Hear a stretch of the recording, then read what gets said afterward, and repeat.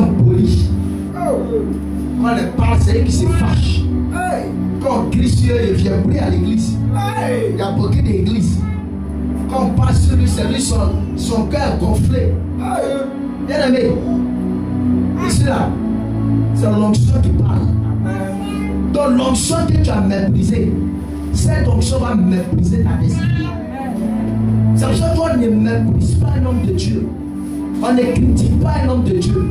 On ne juge pas un homme de Dieu. On ne condamne pas un homme de Dieu. Parce qu'il transporte une grâce. Même s'il est tombé, la Bible dit cela dépend de lui, Dieu. Il fait grâce à qui il veut. Il fait miséricorde à qui il veut. Mais toi, ton père, une église, le pasteur qui t'a imposé la main, parce qu'aujourd'hui il est tombé dans la fornication, c'est toi qui prends son nom pour aller parler. Mon pasteur, tu ne dis pas que le pasteur, hein, tu dis mon pasteur est tombé dans le péché. Pourtant, le jour là où il t'a imposé la main, tu dis ainsi parle le Seigneur, je reçois sa bénédiction. Mais aujourd'hui, tu as train de rejeter la bénédiction. Et cette bénédiction qui a été rejetée, elle va devenir malédiction sur ta vie. Quand tu vois la nudité de ton père, couvre la nudité de ton père. Quand on voit la nudité de son père, on ne se moque pas.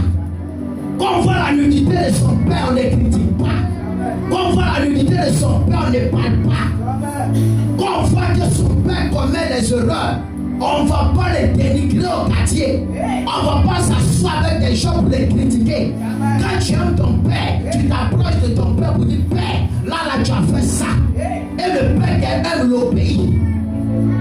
Amen. Mais toi tu dis que tu aimes ton père. C'est toi qui t'en les dénigrer. C'est toi qui t'en les critiquer. C'est toi qui t'en vas le livrer. Mon pasteur est comme ça. Il aime parler mal à les gens. Il aime insulter les gens. Il a humilié les gens. Mais c'est parce que ton caractère n'est pas propre qu'on t'humilie. C'est parce que tu n'as pas un bon caractère qu'on parle sur toi. Des personnes qui ont des bons caractères, on ne parle pas sur eux. Des personnes qui ont un bon caractère, on ne parle pas sur eux. Le contraire, on leur donne des conseils. Mais tu n'as pas un bon caractère. C'est pour ça qu'on t'insulte. Donc change ton caractère. Quand le père parle, c'est parce qu'il t'aime qu'il parle sur toi. Un père qui ne t'aime pas, il ne va jamais parler sur toi. Tu fais le bien, il s'en fout. Tu as fait le mal, il s'en fout. Parce que ta vie ne dépend plus de lui. Tu es livré à toi-même. Et bien aimé, ça sera un jeu pour toi. Ta vie ne va pas avancer. Amen. Amen. Il faut respecter un homme de Dieu. Même si quelque chose te fait mal, il faut le respecter. Quand après que toi nous insulter, voilà Dieu sur le terre, il s'est arrêté, il s'est en direct. Maintenant on n'a pas dit. Par petites choses. C'est pour ça que j'aime pas que les choses soient détachées dans la maison de Dieu. J'aime la discipline. J'aime pas le désordre dans la maison de Dieu. Parce qu'on vient dans la maison de Dieu, on doit être discipliné. Quand on vient dans la maison de Dieu, tu dois savoir pourquoi tu es là.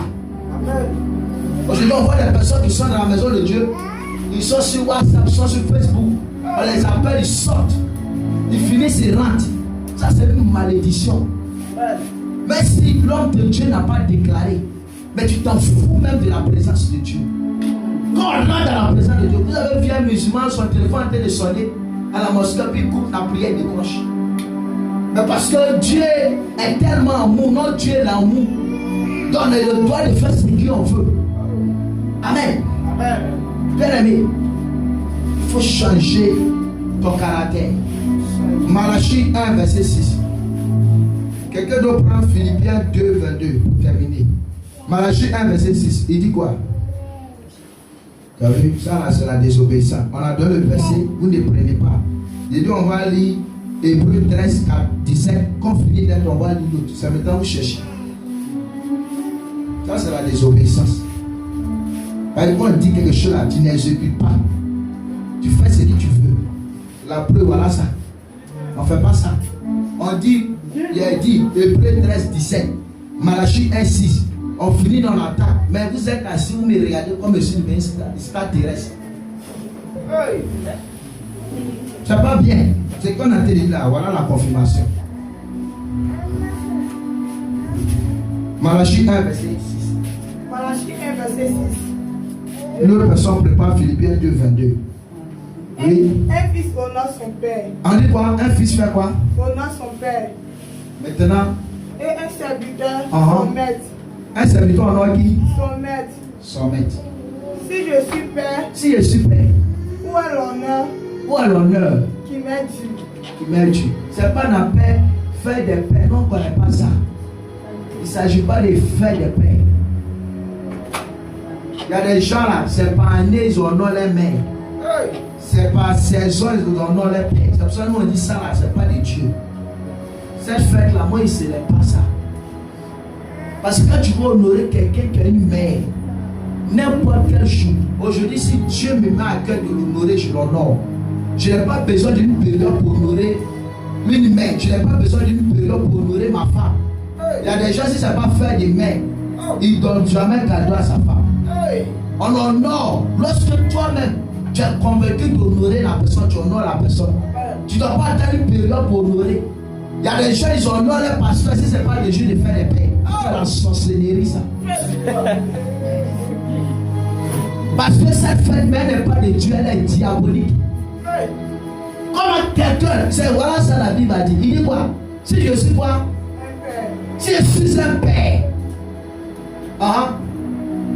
Si je suis maître. Où est la crainte qu'on a de moi? Reprends. Si je suis maître. Où est la crainte qu'on a de moi? Tu as départagé. Reprends-moi le verset. Il dit quoi? Un fils honore son père. Là, il s'agit de fils. Il dit un fils fait quoi? Honore son père. Et un serviteur son maître. Un serviteur honore son maître qui est Dieu. Bon, pour honorer Dieu là, tu vas attendre. Si aujourd'hui on a fait que jusqu'à l'année prochaine, on va dire merci à Dieu. Et ça se fait. On honore Dieu matin, midi, soir de notre vie. Donc, un fils doit honorer son père. Et un serviteur doit honorer son maître. Et quoi? Et si je suis père, où est l'honneur qui m'est dû? Donc, si la personne est père, où est l'honneur qu'il reçoit? Où est la grâce qu'il reçoit? Où est la dignité qu'il reçoit? Ça, c'est pas année. Tu as fait cadeau à ton père. Moi, depuis que je suis ici, je n'ai jamais reçu cadeau de quelqu'un. Et je n'ai pas besoin de ça. Parce que ceux qui veulent donner cadeau, c'est les gens d'ailleurs qui me bénissent. Ceux qui croient à mon ministère, ils me bénissent. C'est pour ça que tout ce qui est ici, là, c'est les gens qui n'ont jamais vu ceux qui ont béni ça. Parce qu'ils croient à la grâce. Et quand ils honorent la grâce, Dieu ouvre la porte. Et quand je prie pour eux, je prie quand tous mes saluts sont finis. Parce qu'on honore l'onction. L'onction, il ne faut pas te mettre derrière pour qui non, moi il n'y a rien. Moi ici comme ça. Ce n'est pas forcément dans l'argent. Il y a plusieurs manières d'honorer une grâce. Il y a plusieurs manières de provoquer une grâce sur ta vie. Il y a plusieurs manières d'activer une bénédiction sur ta vie. Je comprends pourquoi il y a des hommes de Dieu qui sont obligés de mentir pour dire au esprit de mort. Il faut faire action prophétique de 200 000. Je vais poser une action, tu vas te laver avec. L'esprit de mort va partir. Pourquoi il dit 200 000? Parce qu'on achète ce qu'est 200 000. Et si tu fais une offrande de rachat, tu as racheté ton âme. Mais ces enfants-là, c'est parce qu'ils sont ingrats. Ils sont obligés de pratiquer des stratégies pour les avoir. Parce que tu as dit à chrétien que je vois la mort sur toi. Je vois ta grand-mère au village. Elle a 6 mois de bénédiction. Si tu as donné une révélation, tu as dit son nom. Tu vas piller toute sa maison. Amen. Je suis dans ta maison. La peinture est peinte en bleu. Tu t'appelles Akishi. Tu as un seul pied de 10 000 dans ton porte-monnaie. Ah, là, mais c'est grave. Quoi ça blesse? Le Saint-Esprit commence à la saisir. La femme là.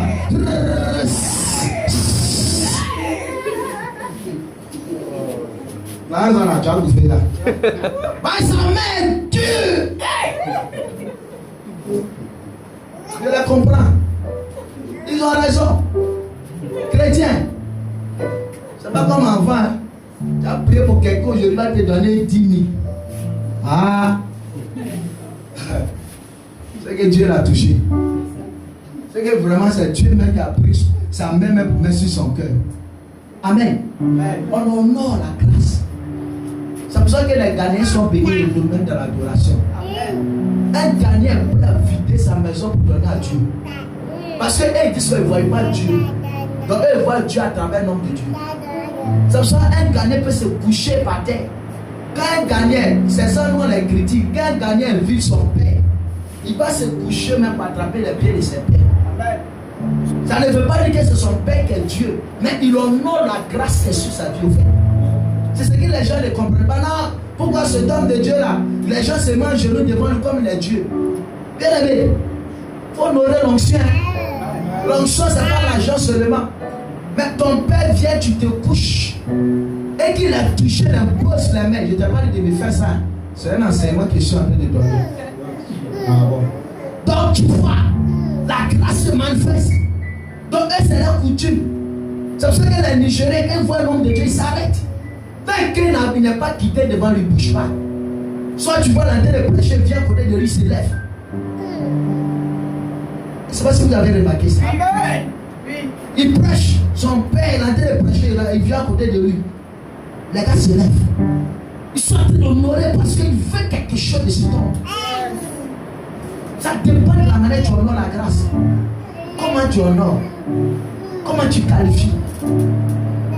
Prends quelque chose, fabrique quelque chose dans ton passé, viens poser une action. Waouh! Lui-même est touché, il ne sait même pas quoi dire. Que le Dieu que j'ai pris te bénit. Tu vas voir que Dieu va ouvrir les portes. Parce que ce n'est pas quelqu'un qui t'a dit. Toi-même tu t'es levé, tu as fait. C'est pour ça que les actions qu'on pose, où tout le monde sait que tu as posé l'action là, Dieu ne va pas te bénir. Dieu aime les actions qui sont secrètes. C'est là que Dieu se manifeste. Pour terminer, Philippiens 2:22, il dit quoi? Donc il faudrait que je parle pour que le cours rentre. Il dit quoi? Vous savez vous-même. Vous savez vous-même. Comment Timothée a donné des preuves de sa fidélité. Voilà. Et toi tu es fidèle. Est-ce que vous savez vous-même comment Timothée a honoré apôtre Paul? Amen. Parce que le fils spirituel de Paul était Timothée. Il honorait. Il était fidèle. Il le respectait. Il l'obéissait. Il était soumis à lui. Il ne le voyait pas comme son gars. Amen.